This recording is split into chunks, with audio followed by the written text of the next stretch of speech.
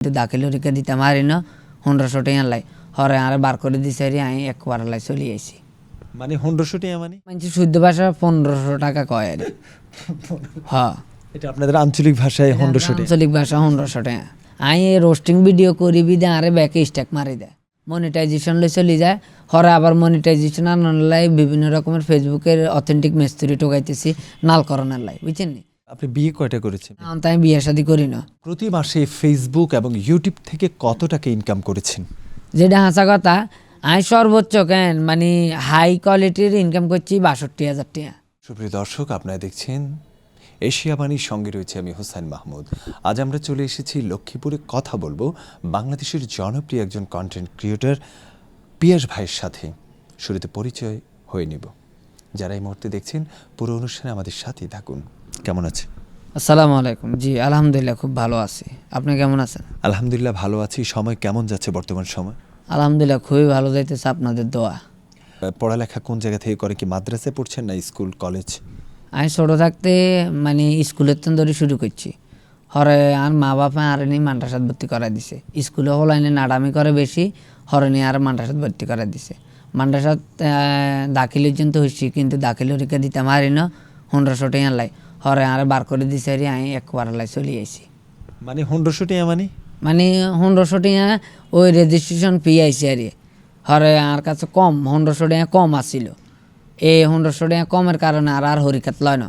আমি বলতে চাচ্ছি যে দর্শকরা তো 1500 টাকা, এটা কি একটু যদি ব্যাখ্যাটা দিতেন। এটা মানে শুদ্ধ ভাষা 1500 টাকা কয় আর হ্যাঁ, এটা আপনাদের আঞ্চলিক ভাষায় 1500 টাকা। আঞ্চলিক ভাষা 1500 টাকা।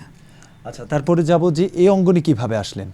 হরে আমি মাদ্রাসাতন চলে এনারা আস্তে আস্তে কাম কাজে লাগি গেছি। আমি ওই রড সেন্টারে কাম করছি, বিল্ডিংয়ের কানেকশনের কাম করছি। মানুষে বিভিন্ন রকমের সোশ্যাল মিডিয়াতে ভিডিও করে, মানুষের লগে মানুষের ছবি উড়ায়, পরিচিত ভাইরাল হয়। হরে এই চিন্তার ধারণা আর ভিত্তি হাঁদাই গেছে। আমিও আল্লাহর নাম হরেই চিন্তা করছি যে আমিও ভিডিও বানাই। হরে আমি মোবাইল এখন কিনছি টাচ মোবাইল। কোনটা কি ভাইরালের নিশা মাথায় ঢুকেছে নাকি? ভাইরাল যে ভাইরাল হই, বুঝছেন নি? হরে ভিডিও টিডিও করতেছি, কাম কাজ করতেছি, কাম কাজ করি, মোবাইল টোবাইল কিনছি, ইয়ারে গিটার টিটার কিনছি। একটা আমি মানে গান টান হুনুন আর বেশি আগ্রহ আছিল। আমি গিটার আল্লাহ না মরি কিনি, কদিন এগিন চালাই দেখতেছি যে না এগিন তো বং বাইসলামে। হরে এগিন ছাড়ে দিছি, এগিন ছাড়ে দিই আমি আবার চলে গেছি মাইক্রো শিক্ষণের লাই, যে মূল কর্ম এটাই শিক্ষম গাড়ি চালাই। আমি এখন বর্তমানে একজন আলেমের সফরসঙ্গী হিসাবে আছি, হুজুরুলে বিভিন্ন রকমের মাহফিলে টাফিলে যাই। আমরা যেটি দেখছি, অনেকেই লিখছে যে পিয়াস ভাই যে সোশ্যাল মিডিয়ায় এসে তার জীবনটা অনেকটাই পরিবর্তন হয়েছে। তার কি অর্থনীতি, যেমন অনেকেই দেখছেন ফেসবুকে আমরা দেখেছি, ওই দিন ইউটিউবে দেখেছি যে ওনার গাড়ি আছে, বাড়ি আছে, অনেক টাকা বানিয়ে ফেলেছে। তা আসলে কত টাকার মালিক আপনি? আননি আসলে আর বাপে যে ঘর করে রাখছে আইন সেই ঘরের মধ্যে আছি। আর এমন আহামুরি কোনোটি ইনকাম হয় না, বুঝছেন? কিলে আমি চাইলে ব্যাকের আর ফে আউট দেখাইতে পারি। আমি রোস্টিং ভিডিও করি বিদে আরে ব্যাকে স্ট্যাক মারি দেয়, কদিন আরে স্ট্যাক মারি দেয়, মনিটাইজেশন লই চলে যায়। হরে আবার মনিটাইজেশন আনলাই বিভিন্ন রকমের ফেসবুকের অথেন্টিক মেস্তরি টোকাইতেছি নাল করণের লাই, বুঝছেন নি? এই আরই, কিন্তু আহামরি টিয়া কামাইতে পারি না। বিশ্বাস করেন আমি মূলত আর কর্ম গাড়ি, আমি গাড়ি চালাই, হকালালভাবে হইসা রুজি করি। এসব ইউটিউব সোশ্যাল মিডিয়া এগিয়ে আর বদ্ধত্য না। আচ্ছা, তাহলে আপনার মূল পরিকল্পনা কি, মানে আপনার উদ্দেশ্যটা কি? এই অঙ্গনে কেন আসলেন? এবং এই ভিডিওগুলো আমরা দেখেছি বিভিন্ন জায়গায় আপনি বাঁশ টাস নিয়ে দাঁড়িয়ে যান, মূলত আপনার উদ্দেশ্যটা কি? আজ একটু হুজুরগর লগে বিভিন্ন রকমের মাহফিলে যাই, ওয়াজ মাহফিলে হুজুরগর লগে চলাহিরা, তখন আমি হুজুর করে চিনি যে প্রকৃতভাবে অরিজিনাল হুজুর কোনজন আর আপনার বন্ড হুজুর কোনজন। আমি এগুলো টোকাইতেছি।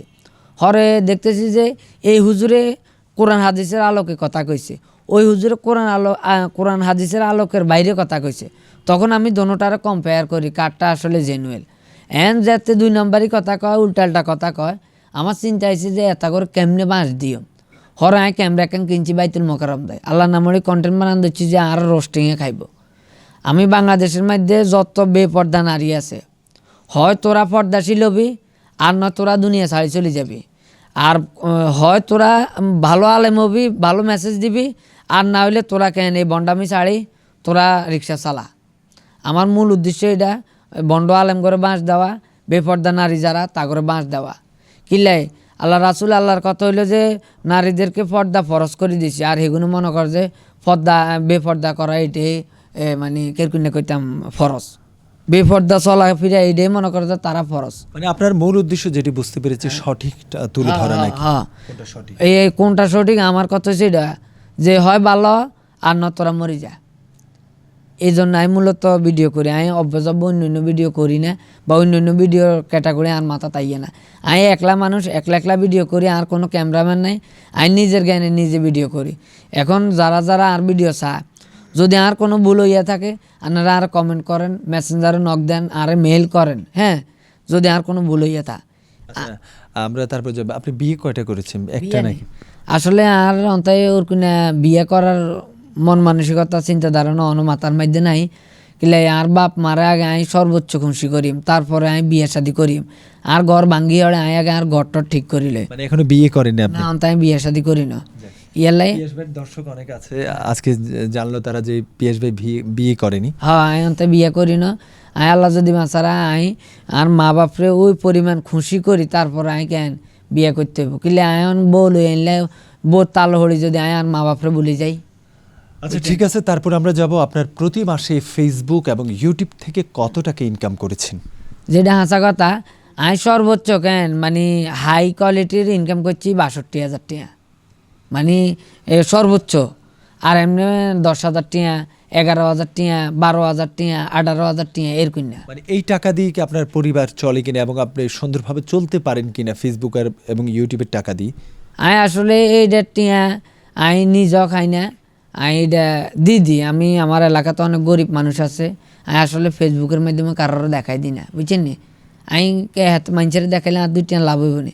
আমি যারে দেখানোর জন্য তারে দেখাই দিতেছি, আমার উপর আল্লাহরে দেখা আমি দিতেছি, আমি লোভ দেখাই না, ইয়ে করি না। আচ্ছা, তারপরে যাব আমরা দেখি যে বিভিন্ন জায়গা থেকে আপনার যে ভালোবাসার টানে চলে আসছে অনেকে দূর দূরান্ত থেকে দেখা করার জন্য, এটা আপনার কাছে কেমন লাগছে? আসলে ভালোবাসা কিনন যায় না, বুঝছেন নি। এই মানুষগুলো আর ভালোবাসা হয় বিভিন্ন জায়গার তন চলিয়ে, রংপুরের তন আইসে, জামালপুরের তন, কক্সবাজার তন, হ্যাঁ, এরা ঢাকার থেকে অনেক মানুষ আইসে, আমার নোয়াখালীর অনেক বিভিন্ন জায়গার তন মানুষ আইয়ে, আর তন খুব ভালো লাগে, বিশ্বাস করেন এত ভালো লাগে আমরা মানে কই বুঝাইতে পারতাম না, এতটা ভালো লাগে আত্মন। ইয়ালাই কই ভালোবাসা লাগতে দিক কিনুন যাইতো না, আত্মন এটা অনেক অনেক আনন্দ লাগে। আর মা বাপে কয় যাক আর হলারে এক সময় কেউ চিনত না, আর হলারে ব্যাকে চিনে, বাইত ব্যাকে আইয়ে আর হলার খবর লয়, হ্যাঁ, এটা আর মা বাপের তখন ভালো লাগে। আচ্ছা, আমরা দেখেছি বেশ কয়েকদিন আগে আপনার একটি video viral, thoughts of Bellal. হ্যাঁ। আসলে মূলত এই ডায়লগটা কেন, তার পিছনে লাগলেন কেন, মূল বিষয়টা যদি একটু বলতেন। আসলে আই হেতারে দি মূলত ভাইরাল হইনো, আমি আঙ্গ জাহাঙ্গীর হুজুর নামের একজন আছেন চট্টগ্রামের, হেমিয়ার একটা ভিডিও করে আমি পরিচিত হয়েছি মানুষের তখন। জাহাঙ্গীর হুজুরে ওই স্কুলে বলাই নালাই ইয়া খুঁজছে না, দোয়া খুঁজছে, বাবার মাজারে যায়, ওই ভিডিও করিয়ে ভাইরাল হয়েছি, মূলত পরিচিত হয়েছি।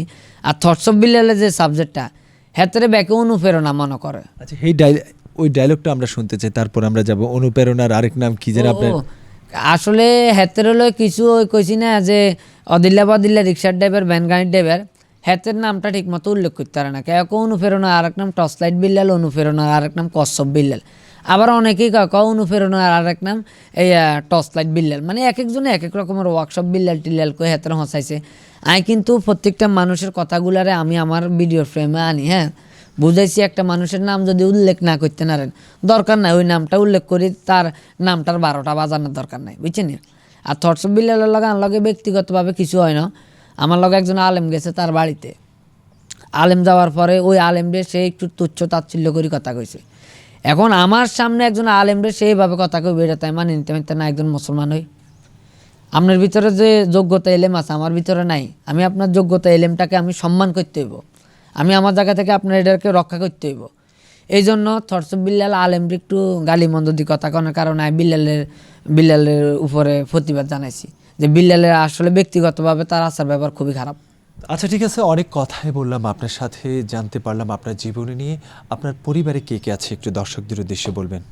আর পরিবারে আর মা আছে, আর আব্বা আছে, আর ছোট ভাই উগ্গে আছে, আর বোনরে বিয়ে দিয়ে দিয়েছি, বুঝছেন নি। বোনের জামাইগো বাড়িতে আছে, আর আই নিজে আমরা এবারে বর্তমানে ঘরের মধ্যে 4 জন আছে। বউ নাই? না, বউটো নাই। আচ্ছা, মিস কল আসে কিনা? মিস কল আসলে অন্য মানুষের কিনে যারা উল্টা মেসেজ করে, আমি হেতাকে মেসেজের মানে রিপ্লাই দিই না। আচ্ছা, আপনার তো বেশ জনপ্রিয়তা রয়েছে বাংলাদেশে, তো এরকম আসে না অনেক নারী বিয়ের প্রস্তাব নিয়ে? হেগুন আইলে আই কই যে বাবুরে অন আই সেলিব্রিটি হয়েছি আর নিয়ে অন আরো টোকাইতে বই রয়েছে। হ্যাঁ, যেতে আমি সেলিব্রিটি আসিলাম না, হ্যাঁ হেকতে আরো টোকাই তোমরা মিস কল মারতে আরো না। আর কত হয়েছে বাইরে আমি ডাইল দিয়ে ভাত খাই আইল দিয়ে আঁটি যাই। এসব গুণের মধ্যে নাই, নারী মারির মধ্যে না। আর দেখতে বিয়ের দরকার হবে আর মা বাপে বুঝবে।